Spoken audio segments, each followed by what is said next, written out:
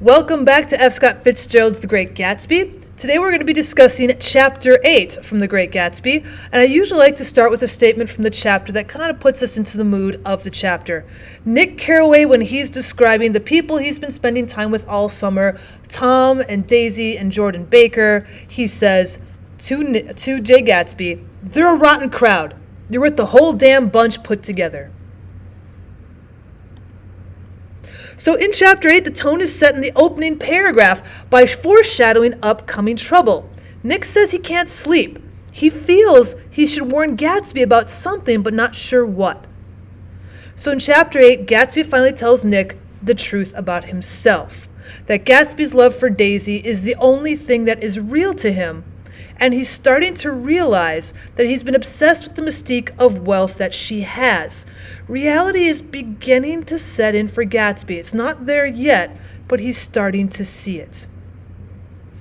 Now, George Wilson is told that Gatsby was involved in the accident. He's been told now where that yellow car that killed his wife is. And so we have him coming closer to where Gatsby is, and then we see the eyes of Dr. T.J. Eckelberg as Wilson is setting out in order to find the yellow car. Before he sets out, Wilson takes one look at the eyes and he says, "God sees everything." And he has to be reminded that that's just an advertisement, but Wilson's not listening. Now, the eyes will remind the characters of the judgment that they deserve, even if they never receive it. Again, there's a lot of carelessness that goes on in this book, and yet here we at least have Nick who's going to be passing judgment on these characters. Now, the eyes of Dr. T.J. Eckelberg make them and the reader conscious of the guilt that these careless people should be feeling. So our themes, once again, the idea of dreams, one of your major theme topics here. Gatsby doesn't want to run away, even though Nick said, you better go. People are going to be looking for you in this yellow car, but he won't go away. The end of the dream of Daisy is hard to let go. The sense of carelessness. Daisy killed Myrtle Wilson. People should be looking for her. She should be turning herself in. But she's so overprotected. Gatsby's not going to turn her in. Tom's not going to turn her in. They're protecting her. The idea of social awareness. When we move into the Valley of the Ashes, Michaelis and Wilson talk about the state of an ordinary man in a wasteland. How Michaelis would like to help Wilson by finding him a church or someplace that he can go to, because Michaelis has to run his own business. He can't sit there with Wilson. And Wilson is alone now. There's no family members, nobody that he can go to. And so this idea of the poor and the lower class not having any sort of background or any protection to turn to, it's not going to end well. And then, of course, the sense of innocence and corruption. Nick tells Jay Gatsby he's better than all of them put together. Gatsby still has this sense of innocence. There's still this sense of hope that none of those other three put together in a whole bunch has. They are all corrupt, and he believes Gatsby is not. So why is Chapter 8 in the book? Well, Jay Gatsby had broken up like glass against Tom's hard malice. We have this simile here that compares Gatsby with a broken pile of glass.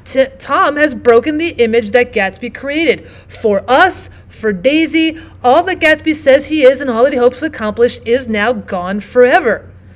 And then we can also look at Gatsby himself. His dreams are now shattered. His image is shattered. He can't stay here and still assume that he can pick up where he left off with Daisy. There's nothing left but a broken, empty life. Everything has been put towards to getting Daisy, and now that's all gone.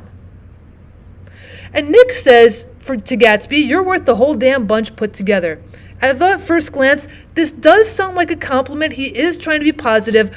But in actuality, Nick's saying that even though he knows Gatsby isn't the greatest, in comparison to the bad crowd, he kind of looks angelic.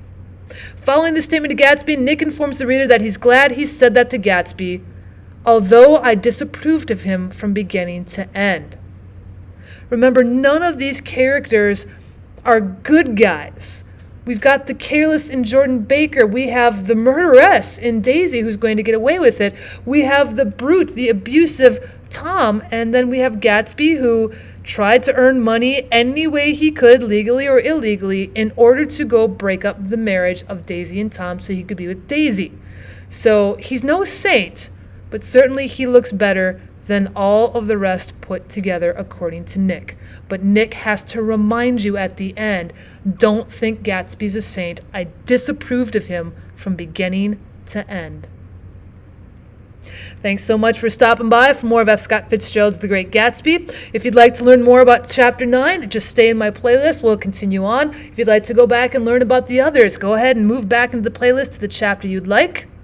If you'd like to learn more than just The Great Gatsby, please leave a comment down below. Let me know what other stories you'd like to hear. And as always, I'd appreciate it if you'd subscribe to my channel. Thanks for stopping by.